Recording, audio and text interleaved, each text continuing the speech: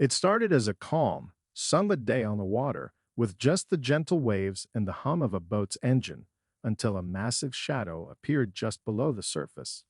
Suddenly, the ship lurched as an orca rammed its head into the side with a calculated, forceful strike. What began as a peaceful journey for the crew on board quickly turned into a nightmare that no one could have imagined. Let's dive into the horrific orca attacks that shocked the world. Orcas, or killer whales, are among the ocean's most intelligent and powerful predators. Known for their sharp minds and physical prowess, these apex predators are capable of highly coordinated behaviors and even problem solving. In the wild, orcas have been observed hunting in packs, using complex strategies to capture prey. Recently, however, orcas have been exhibiting new and increasingly aggressive behavior, targeting boats, particularly near the Strait of Gibraltar. In several recorded incidents, pods have been seen ramming boats, damaging rudders, and circling vessels for prolonged periods. The exact reasons for this shift remain unclear, but researchers suspect that stress, social learning, or even trauma may play a role. In August 2024, the sailboat Amadala was sailing off the coast of northwestern Spain, where serene waters and a clear sky had set the stage for what was supposed to be a peaceful day at sea. The crew aboard the Amadala, a mix of experienced sailors and enthusiastic travelers, enjoyed the calmness of the open water, blissfully unaware of the impending danger beneath them. With the soft lapping of the waves against the hull, no one could have anticipated the sudden, aggressive encounter that would soon unfold.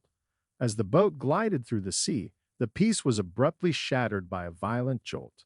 The vessel shook unexpectedly, and crew members were momentarily thrown off balance, exchanging confused glances as they scrambled to regain their footing. At first, some thought they might have struck a floating log or debris. However, as the boat continued to shudder with each successive impact, the crew's unease grew. Leaning over the side, they soon saw several dark, imposing shapes beneath the water, circling with alarming intent, the unmistakable silhouettes of orcas. But these orcas weren't merely passing by. Instead, they were strategically targeting the Amadala, ramming the boat's rudder with relentless force.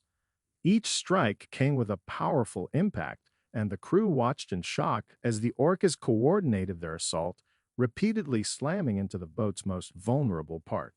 The sound of each collision echoed ominously across the deck, as if the vessel itself were groaning under the pressure. The captain, aware that the rudder's integrity was crucial for steering, immediately directed the crew to stabilize and secure their equipment. He attempted to adjust course to evade the aggressive animals, but the rudder, having sustained multiple hits, was increasingly difficult to maneuver. Panic began to ripple through the crew as they realized the orcas weren't simply curious. They were exhibiting targeted aggression, displaying a level of coordination that caught everyone off guard. One of the crew members, a Belgian sailor, tried to help secure equipment that had been dislodged during the attack. As he moved toward the aft of the boat, a particularly powerful impact struck the vessel, sending a jolt through the entire structure. The Belgian crew member lost his footing and was thrown against the rating, his hand getting caught and twisted in the ropes. A sharp cry rang out as pain surged through his arm, and blood started dripping onto the deck. Realizing the severity of his injury, nearby crew members rushed to his aid, attempting to free his hand from the rating while trying to maintain their balance on the unsteady deck. One of the sailors reached for the boat's emergency radio to contact the Spanish Coast Guard, urgently explaining their position, the escalating situation, and the need for immediate medical assistance for their injured crewmate. The captain issued a distress call, and within minutes, the Coast Guard confirmed a rescue operation was en route. Meanwhile, the orcas continued their aggressive behavior, showing no signs of letting up. Each strike seemed calculated, as if the orcas were driven by a determination to disable the vessel completely. The crew observed the orcas' seemingly coordinated movements as they took turns ramming the rudder with precision. The repeated targeting of the rudder raised unsettling questions for the crew. Had these orcas somehow learned to recognize and exploit the boat's weak points? This wasn't the first reported instance of orcas exhibiting such aggressive behaviors in this region, but the crew couldn't believe the intensity of the encounter. Some members, even seasoned sailors, had never witnessed anything like this, noting the apparent strategic intent behind the attack. The orca's behavior went beyond curiosity or playfulness. It seemed calculated, almost as if they had developed a collective tactic for disrupting the boat's movement. As the captain tried to steady the Ahmad al-Asterisk, news came over the radio that an air evacuation was being prepared for the injured crew member. It was now a race against time, not only to get to safety but to preserve the injured sailor's hand, which was bleeding heavily and showing signs of severe trauma. Once the Coast Guard's rescue team arrived, they assessed the situation and worked quickly to secure the Ahmad al-Asterisk and arranged for the airlift of the injured sailor. The crew was visibly shaken, and the captain recounted the experience to the rescue team, emphasizing the targeted and aggressive nature of the attack. Meanwhile, the orcas had finally dispersed, as if satisfied with the damage they had inflicted. The battered Ahmad al-Asterisk, its rudder nearly destroyed, was then towed by the Coast Guard toward a nearby port. On a routine afternoon in February 2010, Don Brancho, an experienced trainer at SeaWorld Orlando, was preparing for the Dine with Shamu show with Tilikum, a 12,000-pound orca. Brancho, known for her dedication to marine animals and passion for her job, was a seasoned professional with 16 years of experience. Her expertise and connection with Tilikum, a massive male orca with a troubled history, made her a trusted figure at SeaWorld.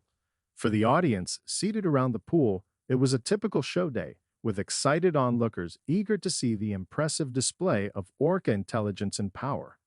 However, that day would take a tragic turn, forever altering the public's perception of orca captivity. Tilikum was a particularly special orca in SeaWorld's lineup, known for his size and past incidents. Captured off the coast of Iceland in 1983, Tilikum had spent his early years in captivity at Sealand of the Pacific before being moved to SeaWorld. During his years at Sealand, Tilikum was involved in 2 fatalities, raising concerns about his behavior. Despite these concerns, Tilikum was brought to SeaWorld in 1992, where he continued to be a featured part of orca shows due to his remarkable size and appearance. On that fateful day, Brancho was interacting with Tilikum at the edge of the pool, using hand signals and rewards as part of a training exercise. With a calm demeanor and years of trust built with her animal charges, Brancho had no reason to believe that the day would end any differently from her other interactions with orcas. The audience watched, captivated, as the trainer skillfully guided the massive creature through the routine. Yet within moments, the atmosphere shifted from one of awe to one of horror. In a sudden and unexpected move, Tilikum grabbed Brancho, reportedly by her ponytail, and pulled her into the water. What had been a controlled display of human-animal interaction quickly became a life-or-death struggle as Tilikum dragged Brancho to the depths of the pool. Audience members gasped and screamed as they watched the orca thrash in the water, holding Brancho under with his immense weight and power. Other trainers rushed to the scene, throwing safety nets and attempting to use distraction techniques to separate the orca from other animals. But their efforts proved futile. For nearly 45 minutes, Tilikum refused to release Brancho, repeatedly submerging her and preventing any chance of escape or intervention.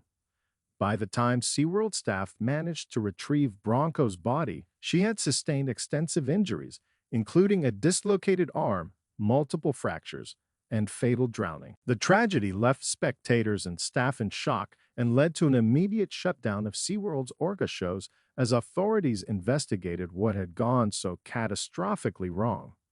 The incident forced the public to confront difficult questions about orca captivity and whether such intelligent, powerful animals belonged in confined environments for entertainment purposes.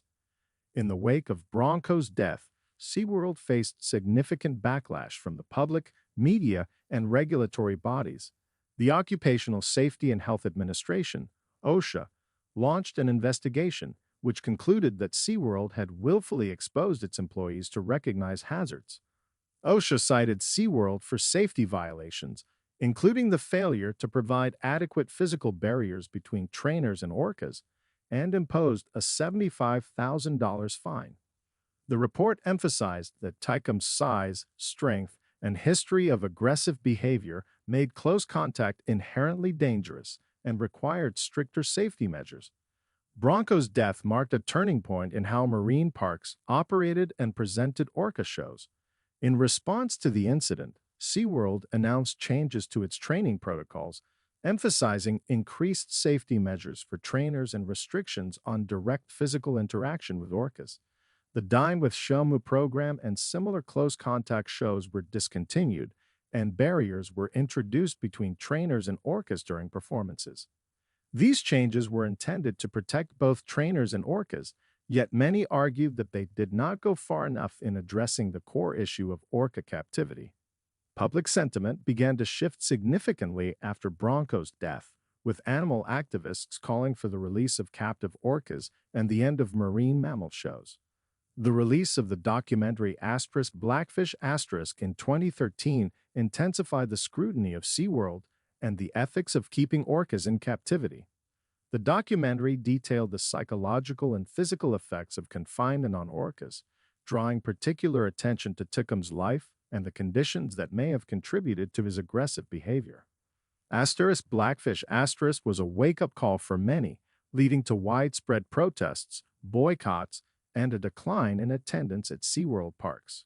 The impact of Bronco's death extended beyond SeaWorld, influencing legislation and public policy related to captive marine animals.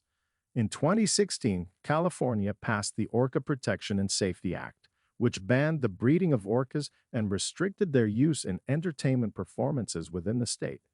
SeaWorld announced shortly afterward that it would end its orca breeding program and transition its focus to educational presentations rather than theatrical shows. These changes were seen as a response to mounting public pressure and a recognition of the ethical concerns surrounding orca captivity. On June 2023, boat captain Dan Criss found himself at the center of a tense and dangerous encounter in the Strait of Gibraltar, a region that has become increasingly known for unusual orca behavior in recent years. Criss, an experienced sailor with countless hours spent navigating the waters between Europe and Africa, never anticipated that his journey would involve a close call with one of the ocean's top predators. However, the growing trend of orca aggression in this area, particularly their calculated attacks on vessels, has been a cause for concern among sailors, researchers, and authorities alike. Criss was in the process of delivering a yacht through the strait when he first encountered the orcas. Known for their high intelligence and social behaviors, these orcas had developed a reputation for ambushing boats, specifically targeting rudders. The first incident occurred on a bright, calm morning, with nothing to suggest that danger was nearby. Suddenly, Criss felt an abrupt jolt as the yacht shook, sending a chill of adrenaline through his body. He quickly realized he was under attack by a group of orcas, each one weighing thousands of pounds and capable of immense power. The orca's primary target was clear. They honed in on the yacht's rudder, ramming it with deliberate force. Unlike typical encounters with marine life, this was no accident or playful interaction.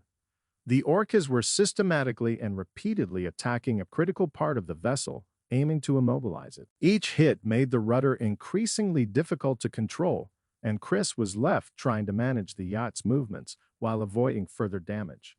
The sound of the orcas' bodies colliding with the yacht reverberated through the hull, a reminder of the sheer power of these animals and the peril of the situation.